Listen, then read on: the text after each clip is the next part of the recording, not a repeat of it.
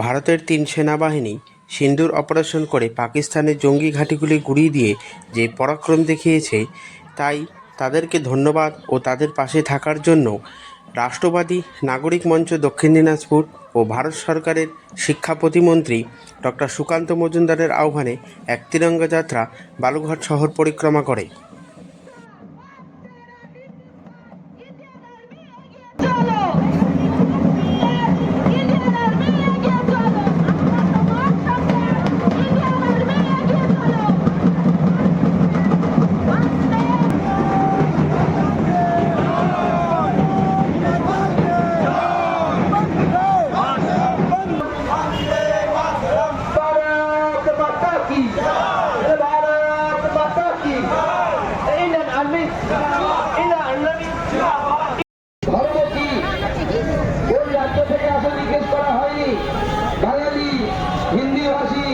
জিজ্ঞেস করা হয়নি, কারণ 3 জন বাংলার মানুষকে মেরে ফেলা হয়েছিল সেদিন।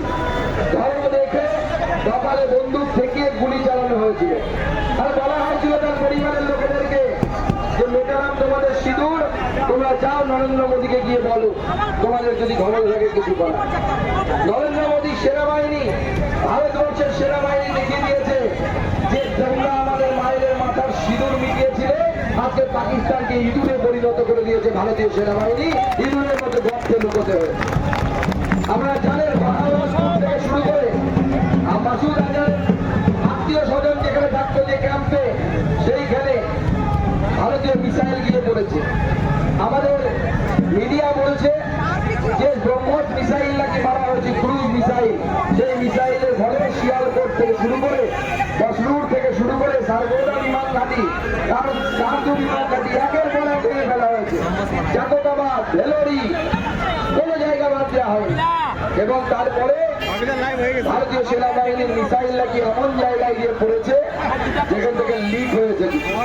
কি লিক হয়েছে আমরা জানি না, আমরা বলতে পারবো না, কারণ ভারতীয় সেনাবাহিনী বলেছে আমাদের যে টার্গেট দেওয়া হয় সেই টার্গেট পূরণ করা আমাদের কাজ, বডি করা আমাদের কাজ না। আমাদের সেনাবাহিনী টার্গেট পূরণ করবে, বডি পাকিস্তান খুলে নেবে, তারা ওটুকু বলতে পারবে, খুলে নিয়ে তারা জানাবে কত কি হয়েছে। এমনি পাকিস্তানে যারা থাকেন তারা পাঞ্চার সারাতে শিখতে পারে, এমনি তাদের পাঞ্চারওয়ালা বলা হয়।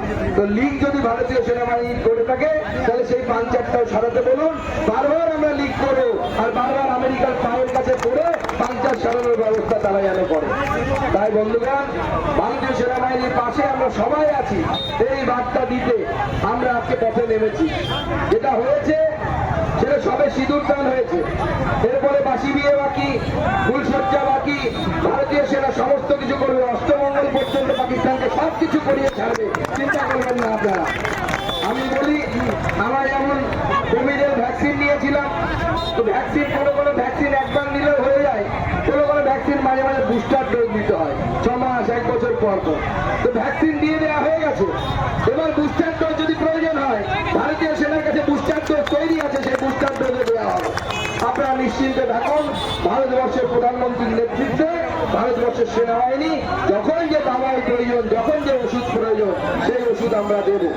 আর যারা পাকিস্তানের বিরুদ্ধে বিদেশে যেতে ভয় পাচ্ছেন, পাকিস্তানের বিরুদ্ধে কথা বলতে ভয় পাচ্ছেন, পাকিস্তানকে যারা নিজের মামার বাড়ি না বাবার বাড়ি কি বাড়ি মনে করে আমি জানি না, তাদেরকে বলবো যে দেশে খান, যে দেশে থাকেন, সে দেশের সাথে থাকুন, সে দেশের পাশে থাকুন। তবে আপনি যে ধর্মের মানুষই হোক না কেন, আপনার দেশের প্রতি সঠিক কর্তব্য পালন করা হবে, নচেত আপনার দেশের প্রতি সঠিক কর্তব্য পালন করা হবে না। তাই আজকে যারা এসেছেন এই গরমের মধ্যে, তীব্র গরমের মধ্যে, তাদের সকলকে আমি অসংখ্য